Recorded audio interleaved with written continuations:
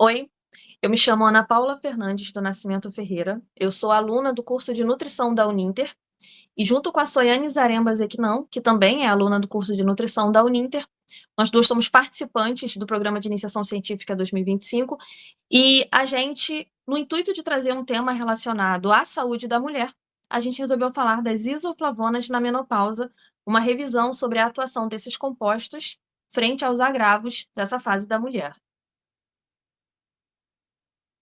A menopausa, ela é um evento fisiológico que vai acontecer na vida de todas as mulheres, não somente as cisgênero, mas também as não binárias, e pode afetar também os homens transgêneros, dependendo do tipo de tratamento hormonal usado na transição.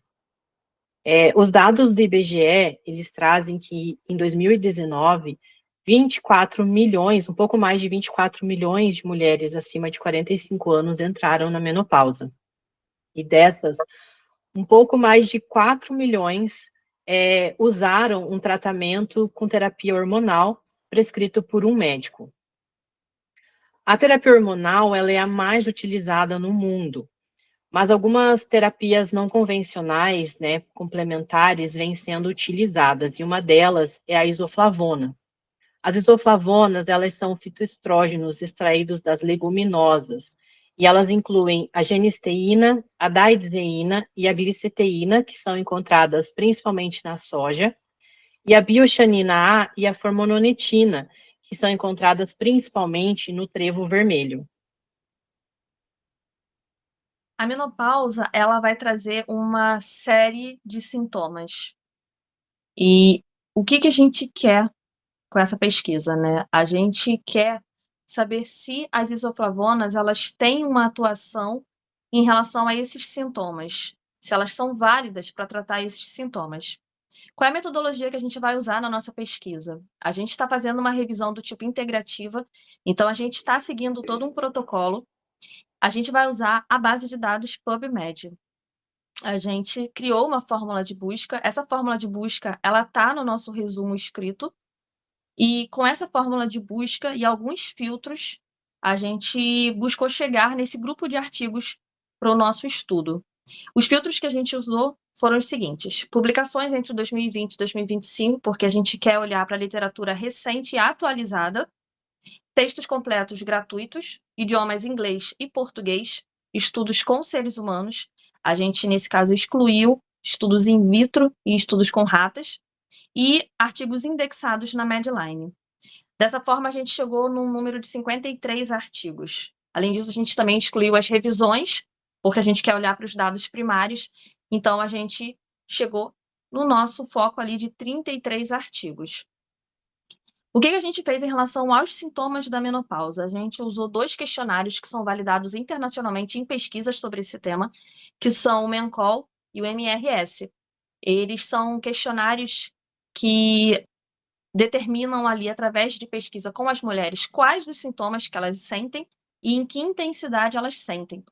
Então, a gente pegou esses questionários, compilou em grupos de sintomas afins. Os sintomas que nós vamos analisar no nosso artigo com relação às isoflavonas são os seguintes sintomas. São os vasomotores, que são ondas de calor, sudorese e calafrios. Sintomas neuropsicológicos, que englobam a depressão, a irritabilidade, a instabilidade emocional, a ansiedade. Sintomas sexuais, como a diminuição da libido, a secura vaginal, problemas com excitação e dor durante o ato sexual. Sintomas físicos gerais, como distúrbios do sono, a fadiga ou o cansaço, falta de energia, e também os parâmetros antropométricos e bioquímicos, que tem ali a redução do peso corporal, o perfil lipídico e o marcador inflamatório. Bom, o que a gente conseguiu ver até o momento? A nossa pesquisa ela ainda está em andamento, então a gente não tem ainda uma conclusão dessas informações, mas a gente já tem alguns resultados positivos dentro de cada um desses grupos sintomáticos, principalmente em relação aos sintomas vasomotores, né? Esse grupo de sintomas, a gente percebe que são os mais aparentes nesse grupo de artigos que a gente está estudando, então também parece que são os que têm melhor resultado. Em relação aos neuropsicológicos, a gente tem bons resultados também em relação, principalmente à irritabilidade. Tem alguns estudos também em relação à melhora na depressão. A gente tem estudos ali que estão mostrando melhora em relação aos parâmetros antropométricos e bioquímicos, por exemplo, em a redução do peso corporal, que tem ligação, né, com riscos cardiovasculares, por exemplo. A gente tem resultados ali em relação à baixa da proteína C reativa, que é um marcador inflamatório, que também está relacionado a riscos cardiovasculares. A gente tem resultados positivos já também em relação a problemas no sono. E, assim, a gente ainda está caminhando nessa pesquisa, mas a gente já tem algumas coisas positivas. A nossa ideia é chegar no final desse estudo e responder exatamente essas questões. Quais aplicações podemos considerar validadas e o que demanda mais investigações? De início, parece que a gente tem resultados positivos nesse grupo de sintomas vasomotores, mas como a nossa pesquisa ainda está em andamento, não tem como a gente dar essa conclusão, essa resposta definitiva nesse momento. Analisando esses artigos, a gente já encontra algumas limitações, principalmente essa questão das isoflavonas em combinação com outras substâncias. O que acontece? A maioria dos estudos, até o momento, né, que a gente usou como base, a gente percebe que as isoflavonas elas não estão isoladas na intervenção, como uma intervenção. Elas sempre vão estar agrupadas com outra substância, formando ali um composto, um nutracêutico. Então, fica um pouco difícil a gente relacionar aquele efeito positivo especificamente à isoflavona. Outra questão é a alta variabilidade na dose, tipo e composição das isoflavonas entre os estudos. Cada estudo tem a sua metodologia própria e não há um padrão, né, sendo seguido. Então, ali a gente vai ter um tipo específico de isoflavona numa dose diferenciada, numa forma de aplicação ou uso diferente também. Então, a gente tem que traçar aí essa comparação e ver se realmente um resultado pode ser comparado a outro resultado. E tem a complexidade dos sintomas da menopausa. Os sintomas da menopausa, eles são muito variados, né? Vide os grupos sintomáticos que a gente vai usar, né, na base do nosso projeto aqui, do nosso artigo.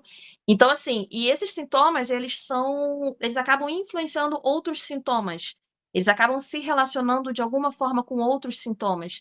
Então, é complicado a gente falar que a isoflavona, ela determinou um resultado positivo num determinado sintoma, porque isso vai acabar interagindo também com outras situações ali. Em relação a isso, a gente já tem um planilhamento, a gente está caminhando para ter isso planificado completamente, para a gente conseguir responder essas questões do nosso projeto. A gente gostaria de agradecer ao CAPES, ao Programa Institucional de Bolsa de Iniciação à Docência, à Fundação Wilson Pickler e à Uninter. E o meu agradecimento especial vai à minha colega Ana Paula, pelo companheirismo durante o nosso projeto, que nem diz ela, pela paciência e pelos ensinamentos também que ela me passa. E também a nossa professora e orientadora, Karen, por toda a orientação e por toda a paciência também que ela tem tido com a gente. Eu quero agradecer a Soiane, que está sendo uma super parceira. Eu acho que eu tenho que agradecer mais ainda pela paciência, né? Porque a gente tem muitas tarefas, a gente tem muitas atividades, então a gente tem que ter ali toda uma parceria em relação ao nosso projeto. Eu quero agradecer pelas tarefas, pelo apoio de sempre. Eu quero agradecer também a professora Karen, que está nos guiando aí nesse caminho acadêmico. Quero agradecer ao Programa de Iniciação Científica da Uninter, que foi uma grande novidade para a gente, e eu acho que abriu para a gente um novo mundo de aprendizado muito interessante na faculdade. Quero agradecer também ao pessoal do Enfoque por proporcionar a gente um gostinho do que é vivenciar essa questão acadêmica. Então, muito obrigada. Muito obrigada a todos, tenham um ótimo evento.